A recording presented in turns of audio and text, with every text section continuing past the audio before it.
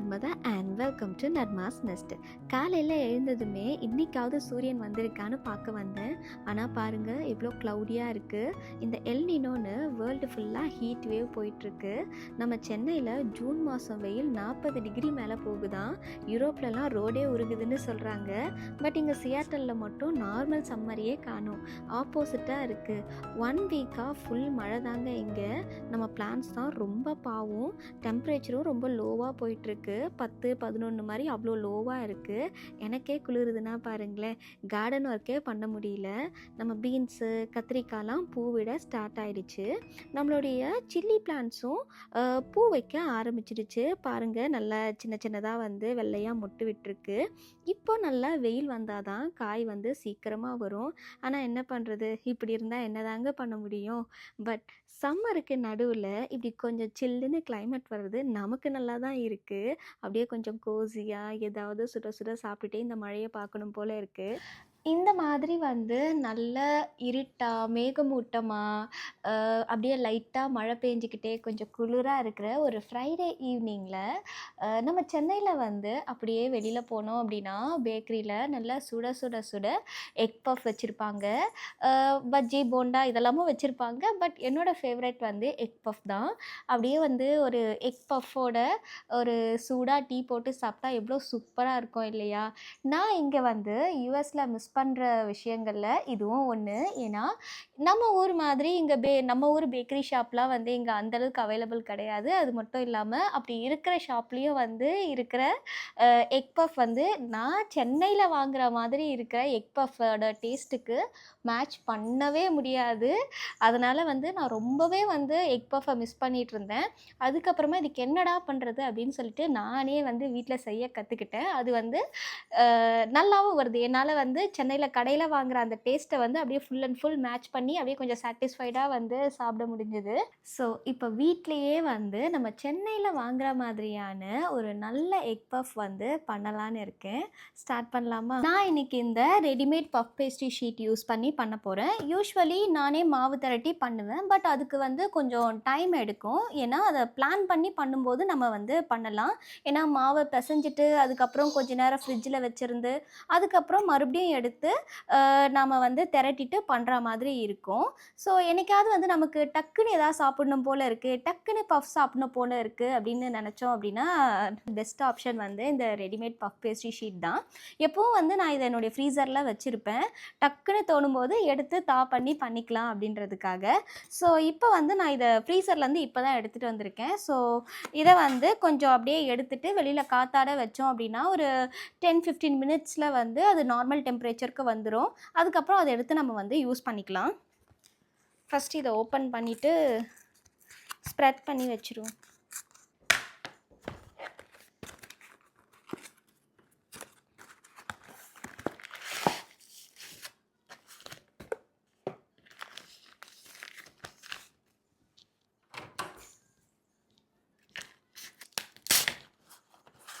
அவ்வளோதாங்க. இந்த மாதிரி அவங்க நல்லா மடித்து வச்சுருப்பாங்க. ஃப்ரீஸாக இருக்கிறதுனால ஃபுல்லாக நமக்கு கல் மாதிரி இருக்குது. இதை அப்படியே நம்ம வச்சோம் அப்படின்னா கொஞ்சம் நேரத்தில் அந்த கல் மாதிரி இருக்கிறதுலாம் போயிட்டு நல்லா இலகுவாக ஆகிடும். அதுக்கப்புறம் எடுத்து நம்ம யூஸ் பண்ணிக்கலாம். ஸோ இதை அப்படியே வச்சுருப்போம். கொஞ்ச நேரம் கழித்து நம்ம எடுத்து வச்சுக்கலாம். ஷீட்ஸ் தாகிறதுக்குள்ளே நம்ம பஃபுக்கு தேவையான எக்கு ரெடி பண்ணி வச்சுக்கலாம். அந்த 2 ஷீட்டில் நம்மளால் 8 எக் பஃப் பண்ண முடியும். 8 எக் பஃப்னால் மொத்தம் 4 முட்டை அதுக்கு நம்ம வேக வைக்கணும். ஸோ அதை ஃபஸ்ட்டு எடுத்து நம்ம வேக வச்சுக்கலாம்.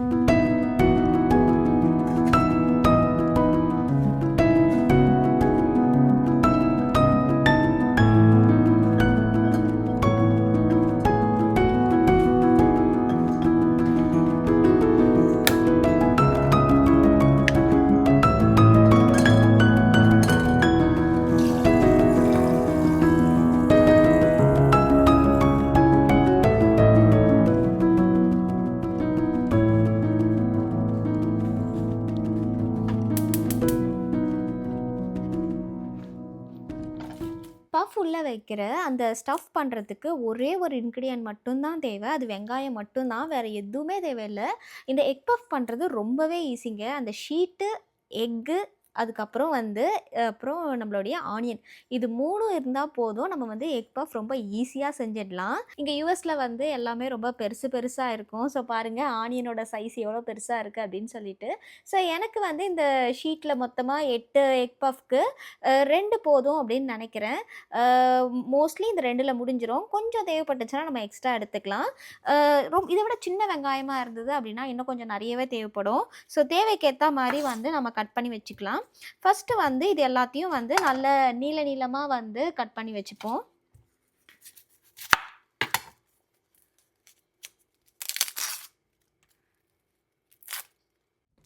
எனக்கு எக் பஃப்னா ரொம்பவே பிடிக்கும். நான் அவுட் சைட் ஃபுட், ஜங்க் ஃபுட்லாம் சாப்பிடவே மாட்டேன்.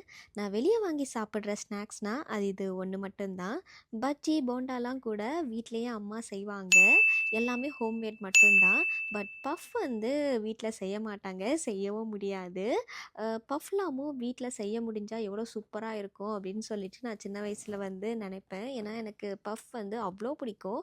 அதோட டேஸ்ட்டே வந்து நல்லா யுனிக்கா வந்து உள்ள இருக்க எக்கோடு வந்து சூப்பரா இருக்கும். பட் இப்போ யுஎஸ் வந்த அப்புறம் இங்க நல்ல பஃப் கிடைக்காததுனால நானே வந்து செய்ய கத்துக்கிட்டேன். இது வந்து இவ்ளோ ஈஸியான ஸ்நாக்ஸா இருக்கும். செய்றதுக்கு வந்து இவ்ளோ ஈஸியா இருக்கும் அப்படின்னு சொல்லிட்டு எனக்கு தெரியவே தெரியாது. தெரிஞ்சிருந்தா இதுக்கு முன்னாடியே கூட இன்னும் சீக்கிரமாவே கத்து வச்சிருப்பேன். அவ்வளோதான் வந்து வெங்காயம் நறுக்கியாச்சு. இப்போ வந்து ஸ்ட்ரெயிட்டா குக்கிங் போயிட வேண்டியது தான். வேற எதுவுமே தேவையில்ல. இந்த மாதிரி வந்து ஒரு பெரிய பேனா எடுத்துக்கிட்டோம் அப்படின்னா, நமக்கு வந்து செய்றதுக்கு ஈஸியா இருக்கும். இதில வந்து ஜஸ்ட் வந்து தேவையான அளவு வந்து எண்ணெய் ஊத்திக்கலாம். எண்ணெய ஊத்திட்டு இதில வந்து ஸ்ட்ரெயிட்டா நம்ம வெங்காயத்த போட்டுடலாம். வேற எதுவுமே தேவையில்ல. தாளிப்புலாம் இதுக்கு தேவையே கிடையாது. ஜஸ்ட் வெங்காயம் போட்டா போதும்.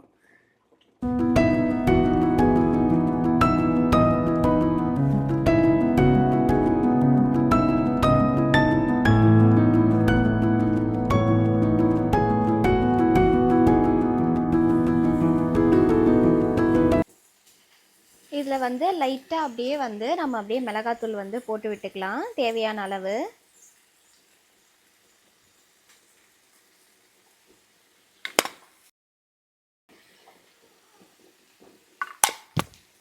நெக்ஸ்ட் வந்து கொஞ்சம் கரம் மசாலா.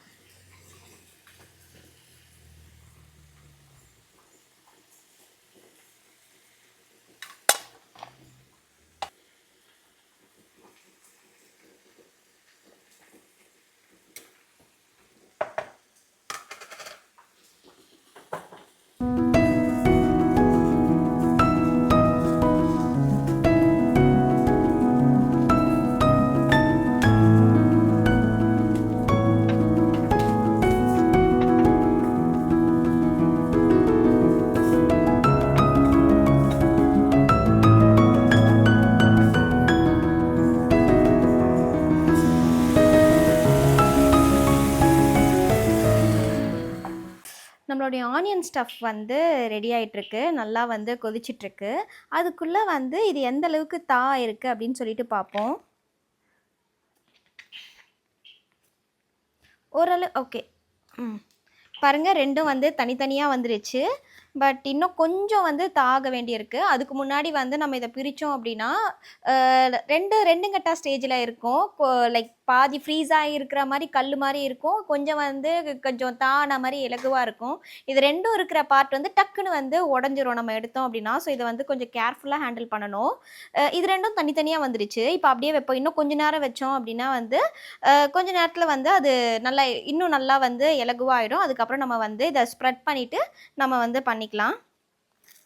இப்ப பாருங்க நல்லா வந்து தண்ணிலாம் ட்ரை ஆகி, அப்படியே வந்து நம்மளுடைய ஸ்டஃப் வந்து ஃபுல்லா வந்து ரெடி ஆயிடுச்சு. நல்லா வந்து நசுக்கி பார்த்தா வந்து நல்லா வந்து உடைஞ்சு வரணும். ஆனியன் வந்து நசுக்க முடியணும். ஸோ அப்படின்னா ரெடி ஆயிடுச்சுன்னு அர்த்தம். அவ்வளோதான். நம்ம இத வந்து ஸ்டவ் ஆஃப் பண்ணிட்டு எடுத்து வச்சுக்கலாம். நம்மளுடைய ஆனியன் ஸ்டஃப் வந்து ரெடி ஆயிடுச்சு. அதுக்குள்ள எக் வந்து நம்ம எக்க வந்து ஷெல்லெல்லாம் வந்து ரிமூவ் பண்ணிட்டு நம்ம வச்சுக்கலாம். இத வந்து இதுக்கு ஒரு சிம்பிள் ட்ரிக் ஒண்ணு இருக்கு. பாருங்க எவ்வளோ நல்லா வந்து உறிஞ்சு வந்துருச்சு. ஸ்டவ்லேருந்து நம்ம எக்க எடுத்த உடனேயே வந்து நல்லா சில்லுன்னு தண்ணியில வந்து போட்டோம் அப்படின்னா, ஈஸியா வந்து ஓடு பிரிஞ்சு வந்துரும். இது வந்து ஒரு சின்ன ட்ரிக்கு தான். இந்த எக்ஷெல்லையும் வந்து நம்ம வேஸ்ட் பண்ணாம, நம்ம பிளான்ட்டுக்கு வந்து யூஸ் பண்ணிக்கலாம். நம்ம செடிக்கு வந்து இப்போ கால்சியம் ரொம்ப அதிகமா தேவைப்படுது. ஏன்னா, பழங்க வர ஆரம்பிச்சிடுச்சு. நம்மளுடைய தக்காளிலயும் வந்து சின்ன சின்னதா வந்து பழங்க வந்திருக்கு. இப்போ எல்லா ஐட்டமும் வந்து நமக்கு ரெடியா இருக்கு. ஷீட்டும் வந்து ஆயிடுச்சு. அதுக்கப்புறம் வந்து எக் உரிச்சு வச்சிருக்கோம். ஆனியன் ஸ்டஃப்பு, அதுக்கப்புறம் கொஞ்சோண்டு பட்டர் மட்டும் உருக்கி வச்சிருக்கேன். அது வந்து லாஸ்ட்டா வந்து மேல வந்து கார்னிஷ் பண்ற மாதிரி பண்றதுக்காக. ஸோ இது வந்து ஓரமா இருக்கட்டும். இப்போ வந்து இந்த எக் எல்லாத்தையும் வந்து ஆஃபா வந்து கட் பண்ணி வச்சுப்போம். ஏன்னா, அ ஒரு பஃப்க்குள்ள முழுசா வந்து இந்த முட்டை வந்து வைக்க முடியாது. ஆஃபா தான் வைக்க முடியும். ஸோ இத வந்து பாதி பாதியா கட் பண்ணி வச்சுப்போம்.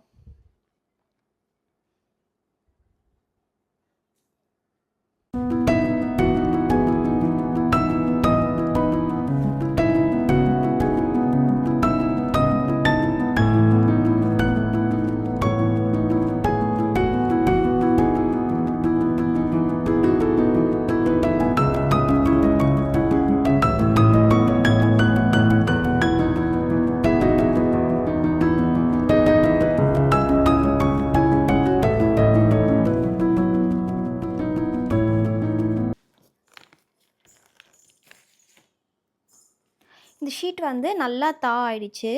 இத வந்து இப்போ நாம கரெக்ட்டா வந்து ஸ்கொயரா வந்து கட் பண்ணி வச்சுக்கலாம். இந்த ஒரு ஸ்கொயர்ல வந்து நம்மளால 4 பீசஸ் வந்து எடுக்கலாம். ஸோ இப்படி ஒரு கட்டு, அதுக்கப்புறம் வந்து இப்படி ஒரு கட் போட்டு வச்சுக்கிட்டா கரெக்ட்டா இருக்கும். மொத்தம் வந்து 4 பீஸ் வரும். நல்லா வந்து ஃபுல்லா ஆயிட்டிருக்கு. இந்த மடிஞ்ச இடம் மட்டும் கொஞ்சம் வந்து ஒரு மாரி இருக்கும். பட் அது வந்து பிரச்சனை இல்ல. ஜஸ்ட் வந்து நம்ம ஃபிங்கரால இந்த மாரி வந்து பண்ணி விட்டா போதும். அது வந்து சேர்ந்துக்கும். அது பிரிஞ்செல்லாம் வந்துராது. ஸோ அப்படியே வந்து நடுவுல ஒரு கோடு. பார்த்தாலே வந்து நமக்கு எது மிடில்னு தெரியும். ஸோ அப்படியே வந்து ஒரு கோடு போட்டு வச்சுக்கலாம். அவ்வளோதான்.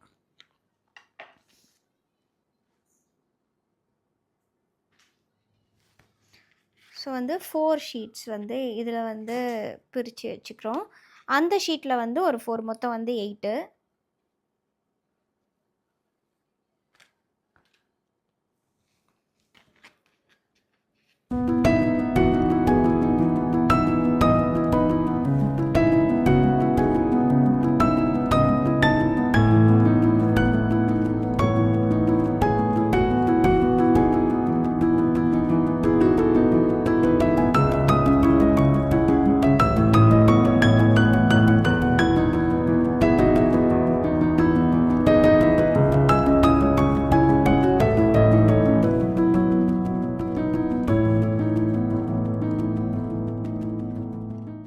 எல்லாமே ரெடியா இருக்கு. இப்போ வந்து ஃபைனலி இத உள்ள வைக்க வேண்டியது மட்டும் தான் பாக்கி இருக்கு. அதுக்கு முன்னாடி வந்து நம்ம அவன வந்து ப்ரீசெட் பண்ணி வச்சுருவோம். அவன் வந்து நம்ம பேக் பண்ணி வச்சுக்கலாம். ஸோ பேக்ல வந்து ஒரு 350ல வந்து ஸ்டார்ட் பண்ணி வச்சுக்கலாம். இப்போ எல்லா ஷீட்லேயும் வந்து நம்ம ஸ்டஃப்பை ஃபில் பண்ணி வச்சுருவோம். ஈவனாக வந்து கொஞ்சம் இந்த ஆனியன் தொக்கு, அதுக்கப்புறம் எக்கு, அதுக்கு மேலே வந்து மறுபடியும் கொஞ்சம் ஆனியன் தொக்கு, அந்த மாதிரி வந்து நம்ம ஃபில் பண்ணுவோம்.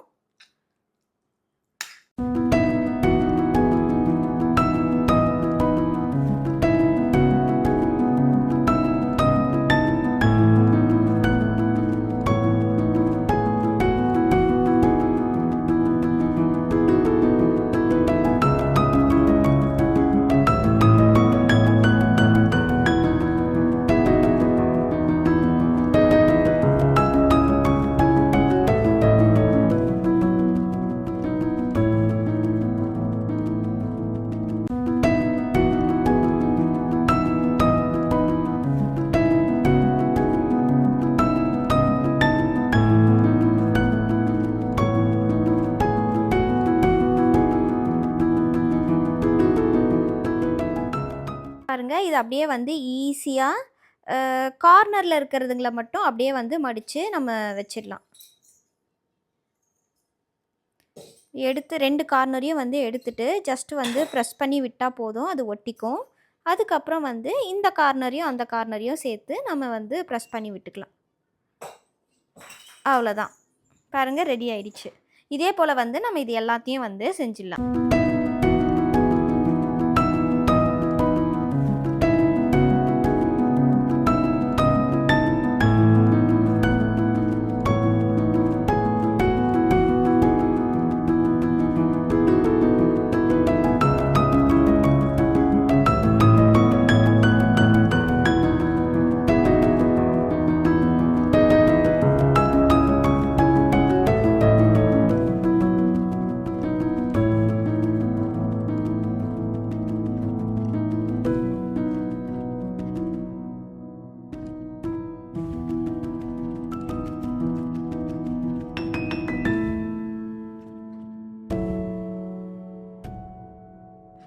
நான் வந்து ஒரு பேக்கிங் ட்ரேயில் அலுமினியம் ஃபாயில் ஷீட் வந்து போட்டு வச்சுருக்கேன். இப்போ வந்து இது எல்லாத்தையும் ஒன்று ஒன்றா எடுத்து அடுக்கிக்கலாம்.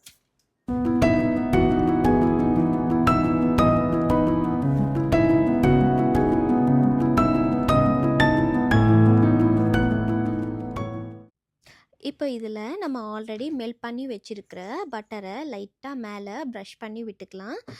அப்போ தான் வந்து அப்படியே பேக்கரியில் வாங்குகிற மாதிரியான டேஸ்ட்டு வந்து ஃபுல்லாக வரும். நான் வந்து பட்டர் அதிகமாக சாப்பிட மாட்டேன். ஸோ வந்து கொஞ்சமாக லைட்டாக தான் வந்து மேலே ப்ரஷ் பண்ணி விட்டுக்கிறேன். உங்களுக்கு வேணும்னா வந்து இன்னும் கொஞ்சம் நல்லாவே போட்டுக்கலாம். டேஸ்ட்டு நல்லா தான் வரும்.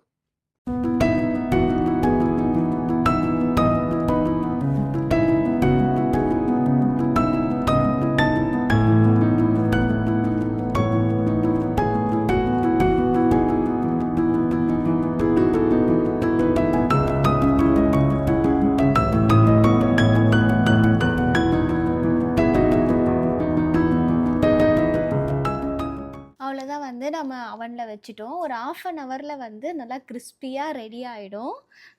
ஸோ அதுக்குள்ளே வந்து நம்ம மற்ற வேலைங்கள்லாம் வந்து முடிச்சுட்டு வந்துடலாம். ஜஸ்ட் வந்து ஒரு 350 டிகிரி ஃபாரன்ஹீட்டில் வந்து இல்லை செல்சியஸ்னால் 180 டிகிரிஸில் வந்து ஒரு 1/2 ஹவர் வச்சா போதும். சூப்பராக ஃப்ளஃபியாக வந்து ரெடியாகி வந்துடும்.